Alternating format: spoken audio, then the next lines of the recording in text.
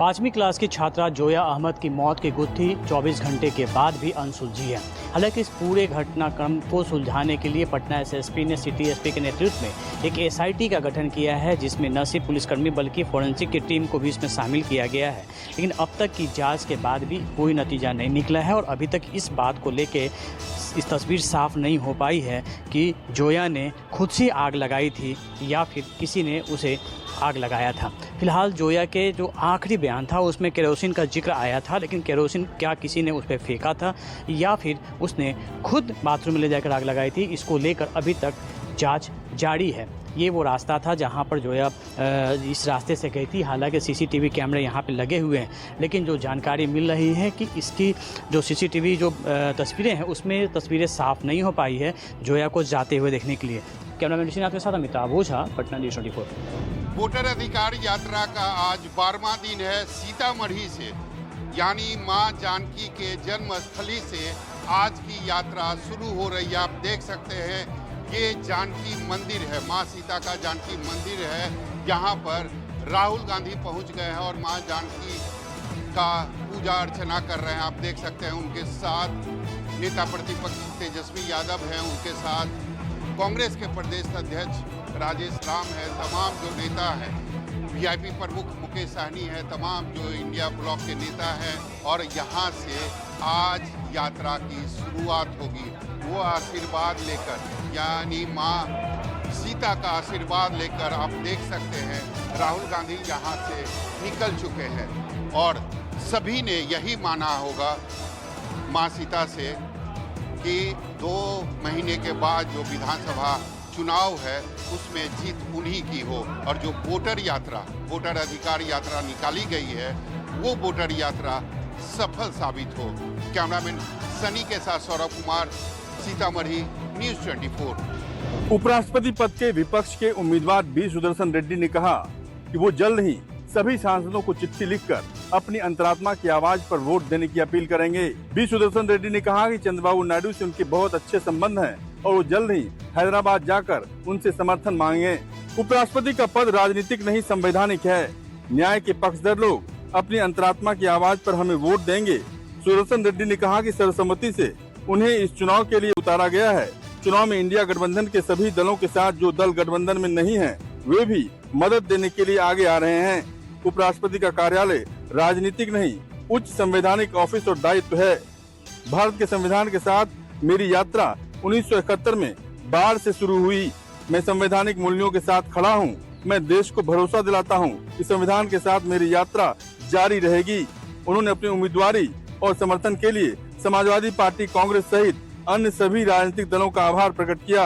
उन्होंने गृह मंत्री अमित शाह के नक्सलवाद संबंधी आरोपों पर कहा कि इसका जवाब वो पहले ही दे चुके हैं। संवैधानिक संस्थाओं की साख कम होने पर संबंधी सवाल पर उन्होंने कहा कि हाँ, यह संकट के दायरे में है। उन्होंने कहा कि दक्षिण भारत से आने के बावजूद उन्होंने राम मनोहर लोहिया व मुलायम सिंह यादव से बहुत कुछ सीखा है।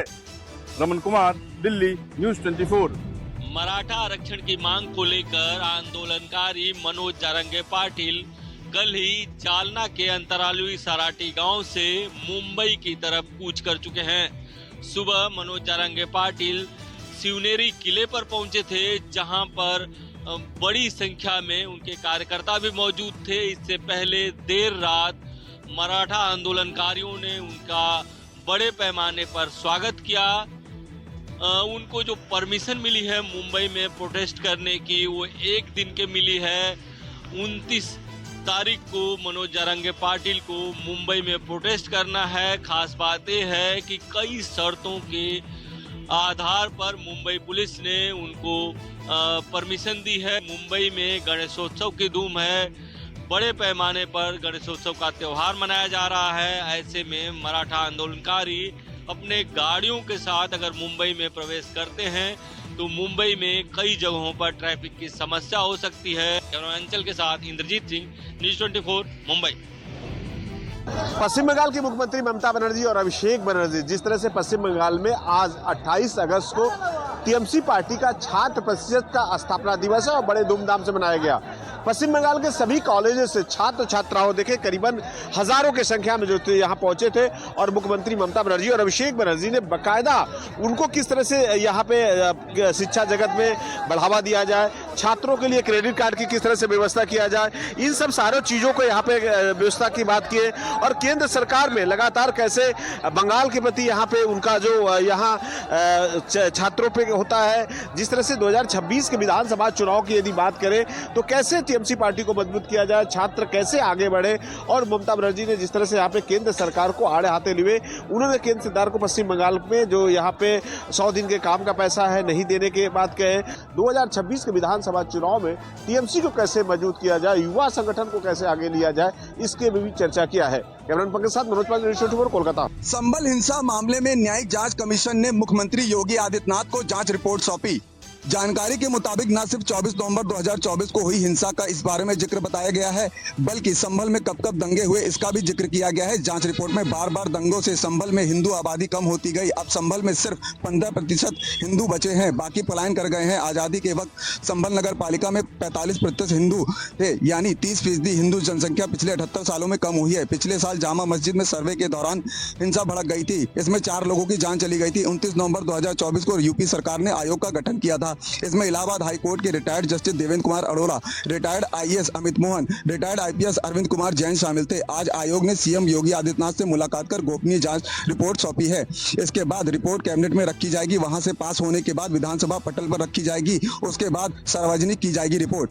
यहाँ आपको ये भी बता दें, इन सारी प्रक्रियाओं के बाद जांच रिपोर्ट के आधार पर संभल हिंसा के आरोपियों के खिलाफ कार्रवाई भी की जाएगी। कैमरा पर्सन धर्मेंद्र साहू के साथ मनोज पांडे, लखनऊ, न्यूज़ 24। अमेरिकी टैरिफ ने सूरत में बढ़ाई हीरा कारोबारियों के साथ टेक्सटाइल इंडस्ट्री की मुश्किलें, लाखों लोगों के बेरोजगार होने की आशंका। अमेरिका के राष्ट्रपति डोनाल्ड ट्रंप के द्वारा भारत पर लगाए 50% टैरिफ 27 अगस्त से लागू हो गए हैं। ये टैरिफ लागू होने से कई अहम सेक्टर सीधे तौर पर प्रभावित हो सकते हैं, जिनमें गारमेंट, टेक्सटाइल और ज्वेलरी जैसे सेक्टर में सूरत को बड़ी मार झेलनी पड़ सकती है।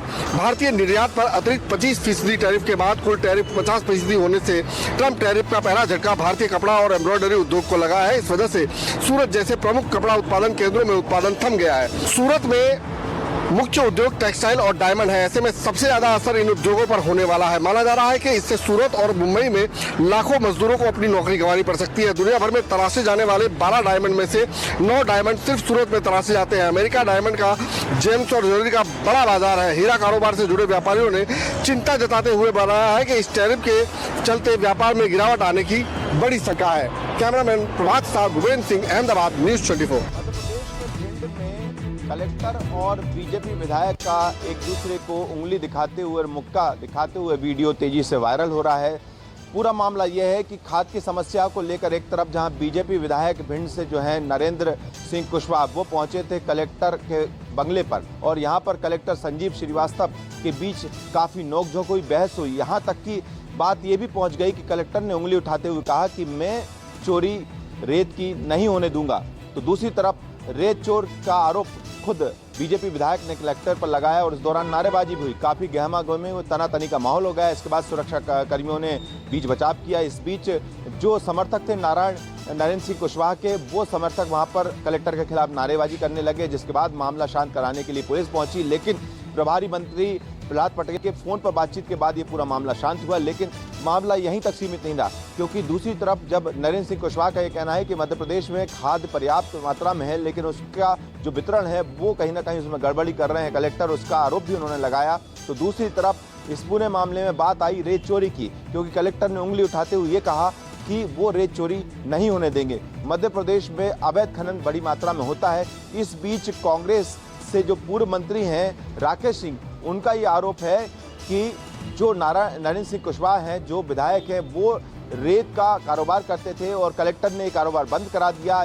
इसके लिए यही वजह है कि नरेंद्र सिंह कुशवाहा बंगले पर कलेक्टर को पर खाद का आरोप लगा रहे हैं, खाद की कमी का आरोप लगा रहे हैं। लेकिन मामला दरअसल रेत चोरी का ही है। कैमरा पर्सन कमलेश व्यास के साथ विपिन श्रीवास्तव, न्यूज़ 24, मध्य प्रदेश।